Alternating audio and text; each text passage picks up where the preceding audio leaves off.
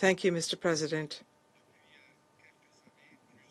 For several years, the Security Council has been kind enough to invite me regularly to share my views regarding the global situation of refugees and other persons pursuant to the HCR mandate. Therefore, Mr. President, I'd like to thank you for inviting me yet again here, and quite likely this is the last time as the High Commissioner for Refugees. Thank you for inviting me under the auspices of the French presidency. This is a useful practice which is part of your procedures, and I encourage you to continue with it. This is a season of war. This is a time of crisis. From Sudan to Ukraine, from the Sahel to Myanmar, from the Democratic Republic of Congo to Haiti, violence has become the defining currency of our age. While UNHCR is not part of the United Nations response in Gaza, the situation of civilians there, which we thought could not get worse, is reaching new levels of desperation by the day. I realize I'm not telling the member of this Council anything you do not already know, which is an indictment in itself. But unfortunately, that is the reality of our world. One where, according to the International Committee of the Red Cross, 120 conflicts rage unabated. Each one of them fueled by the same perverse yet powerful delusion that peace is for the weak, that the only way to end war is not through negotiation but by inflicting so much pain on your enemies that they're left with two choices: to surrender or to be annihilated. And so, blinded by the idea that only total military victory will do, it should come as no surprise that the norms of international humanitarian law, once held in respect, or at least proclaimed to be, protecting civilians, upholding the neutrality of humanitarian actors, allowing the most basic aid to reach people under siege, are cast aside, dismissed as easily as the thousands of lives destroyed in the pursuit of supremacy. As Pope Francis said, I quote, "Every war represents not only a defeat of politics, but also a shameful surrender," unquote. He is gone, sadly, but his words remain more urgent than ever. Preventing and stopping war, upholding peace and security, this is the Security Council's mandate. This is your primary responsibility, and one that, you will forgive me for again saying it, this body has chronically failed to live up to. But please, do not resign yourselves to the defeat of diplomacy.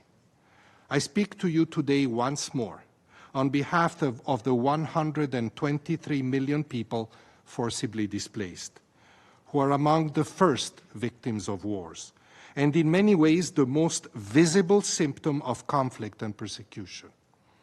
Caught in devastating situations, they have sought safety, or at least attempted to. But they will continue to hope for a safe return.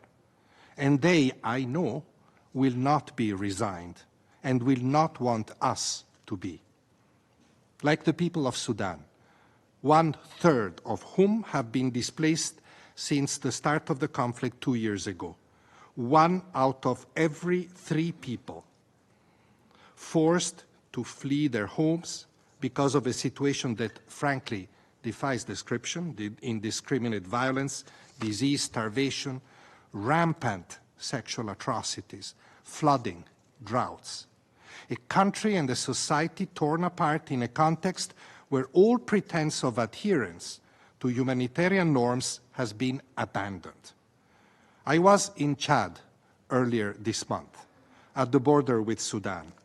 I met women and children who had just arrived from embattled El Fasher and Zamzam. They reported horrors, but above all, fear. Civilians in Darfur are regularly blocked from fleeing dangerous areas. Worse, they're actively targeted. You will have seen recent reports of attacks against civilians in and around displacement camps, where delivering aid is not only a security and logistical challenge, as it is in the rest of the country, but also a bureaucratic nightmare intertwined with toxic politics. That is why it was so significant that those same families telling me their stories pointed at the border and said that crossing it, in spite of all hardships they knew they would endure, meant leaving at least that fear behind. No better testament to the life-saving power of asylum. As the number of displaced Sudanese continues to grow, humanitarians have sounded the alarm about the terrible human cost exacted from the Sudanese people and from their future. Warning also, as I did again at the London conference only a few days ago, that the consequences of this conflict have now spread well beyond Sudan's borders, and especially to those countries which collectively host more than 3 million Sudanese refugees from Egypt, Ethiopia, Uganda, to the Central African Republic. The most impacted are Chad and South Sudan, which face enormous challenges of their own besides the refugee influx, but that have kept their borders open despite vastly insufficient humanitarian financing. The latest regional refugee appeal is only 11% funded. Yet the needs are enormous. Refugees arrive with nothing and are given a fraction of what is required because of declining aid funding, plus whatever Chadian communities near the border can afford. The authorities, the Chadian authorities, are sparing no effort. Chadian refugee laws and policies are among the most progressive in the world. What they lack are resources, so they can continue receiving refugees. We cannot leave them alone. Because there is nothing inevitable, Mr. President, about the decision to host, protect, and assist refugees. Much less welcoming responses to displacement in much wealthier countries clearly show that. All countries make choices, and you have heard me disagree with many. In this instance, refugee-receiving countries are making the right decision. They are doing their part. We, the humanitarians, are on the ground doing our part. You must be more committed and more united to do yours. Every day that passes without the parties to the Sudan conflict coming to the negotiating table makes the war worse. Makes the war more complicated too. Refugees talk of not just two parties, but of a proliferation of local militias loosely affiliated to the main actors perpetrating violent abuse. This deadly confusion is a feature of modern wars. We should have learned lessons from wars in the Democratic Republic of Congo or Afghanistan, whose spillover consequences many members of this Council still contend with to this day. Because if the current dynamics, resigned powerlessness and dwindling aid do not change, then let us harbor no illusions. The Sudan war's destabilizing effects will grow, including the onward movement of people. There are already more than 200,000 Sudanese in Libya today, many of whom may travel towards Europe.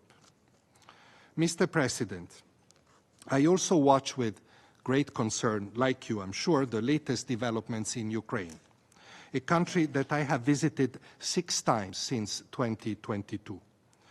As recently as January, I was in Kiev and Sumy, cities that have again suffered devastating attacks just in the last few days. I saw the terrible toll this war continues to take on the Ukrainian people, and especially on the most vulnerable, the elderly, children, families, whose resilience, nevertheless, remains admirable, even as it has grown wary.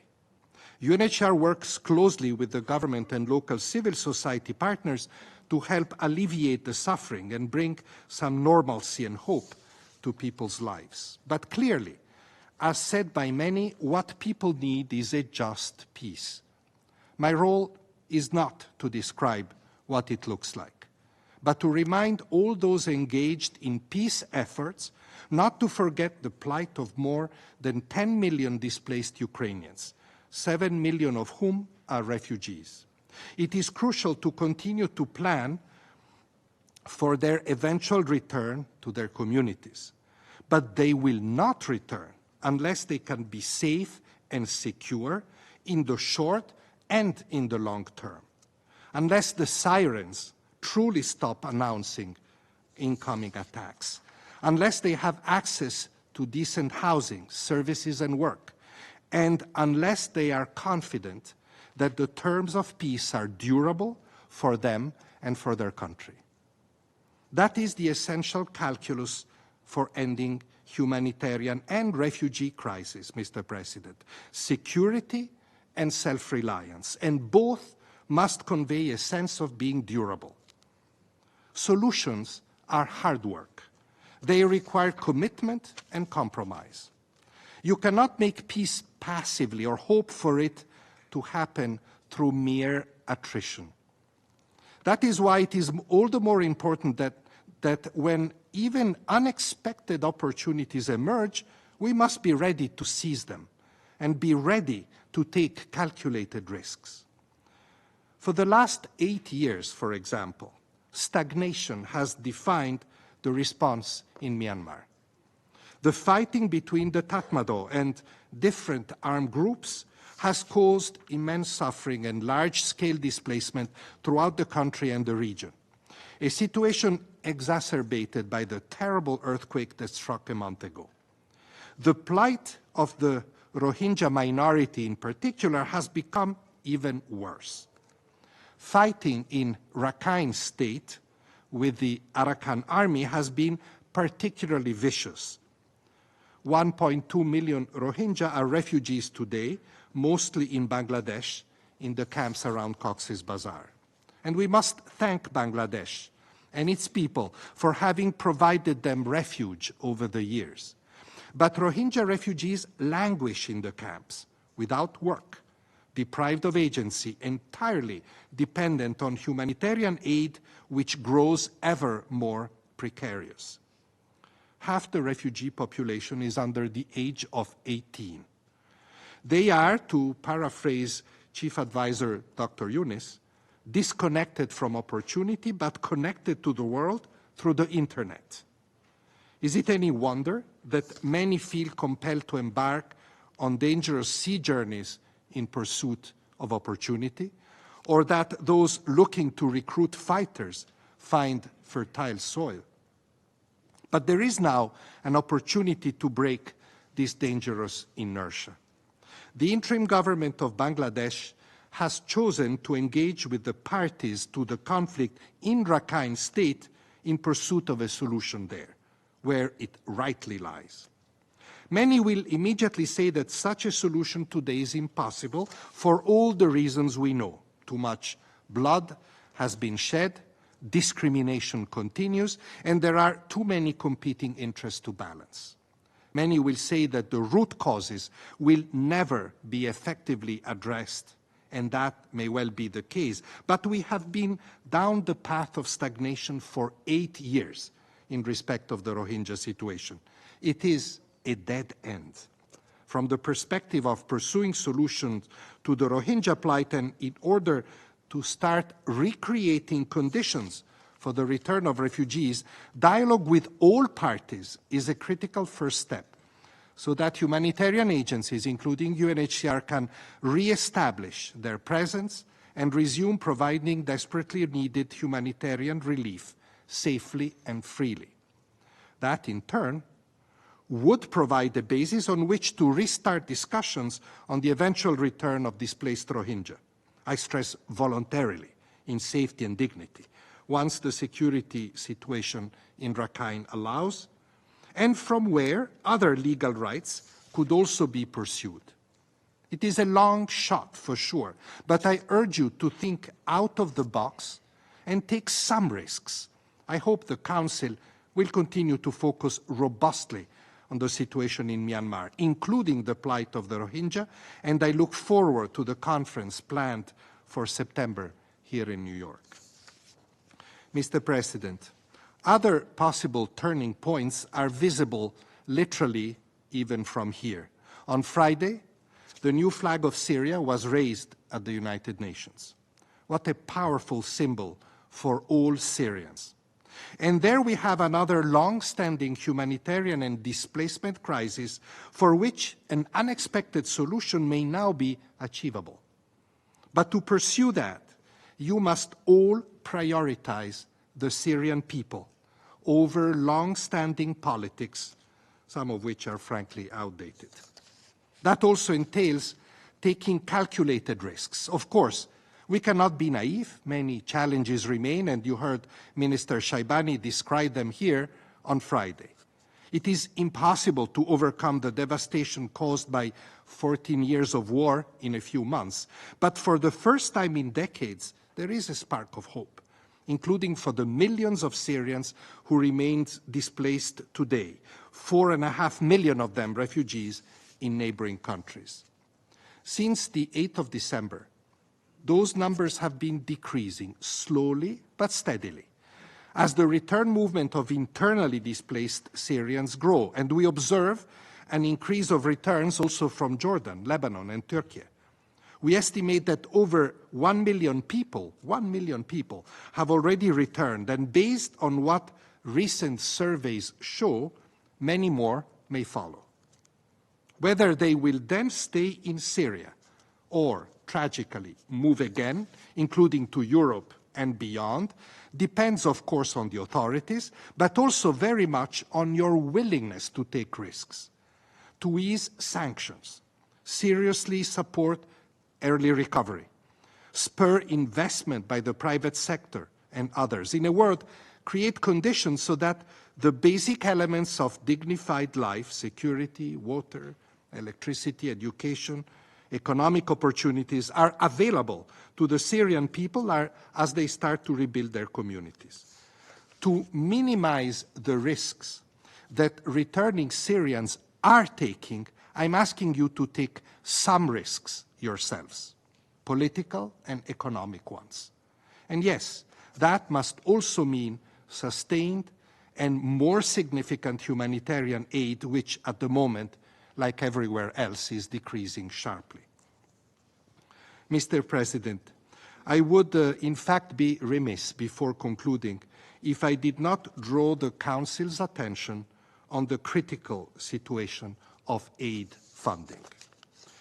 In the precise moment where there is hope to finally move towards solutions to several displacement crises, not only in Syria but also in Burundi or the Central African Republic, we see a retrenchment away from aid, away from multilateralism, even away from life-saving assistance.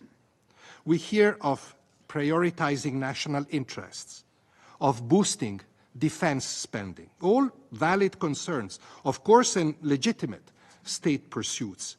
But these are not incompatible with aid, quite the contrary. And so I find myself making the same argument time after time, trying to convince donor countries of a reality we can all clearly see, that aid is stability. Freezing or cutting aid budgets is already having fatal consequences on millions of lives. It means, among many other things, abandoning displaced people to their fate, taking support away from sometimes very fragile host countries, and ultimately undermining your own stability. And multilateralism, in fact, including multilateral aid, adds to the same stability and remains indispensable to find solutions to crises, including forced displacement. I may sound anachronistic, Mr. President, But after more than 40 years as a humanitarian and almost 10 years in my current job, I continue to believe that it is by sitting at the same table that all voices can be heard, the strong and the less strong. And to those who feel that multilateralism is stifling, slow, and misaligned with your priorities, I hope you realize that leaving the debate does not mean that the discussion would end. It will not, but it will be less effective and less compelling. We need all of you. Refugees offer one of the best examples of this shared task.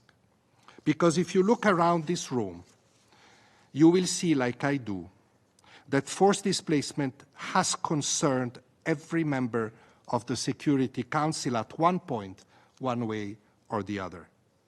The struggle for freedom, the fight against oppression, the imperative to leave one's home behind because of war, violence and persecution, the refuge given to those compelled to flee, these are also familiar strands in each of your country's histories, deeply woven in complex and unique ways into your traditions and values.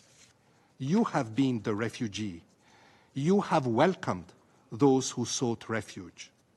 Now you sit at this table with the responsibility to end war, to bring peace, and you must succeed. You owe it not only to all those who are displaced and who count on you, you also owe it to yourselves. Merci beaucoup. I thank the UN High Commissioner for Refugees, Mr. Filippo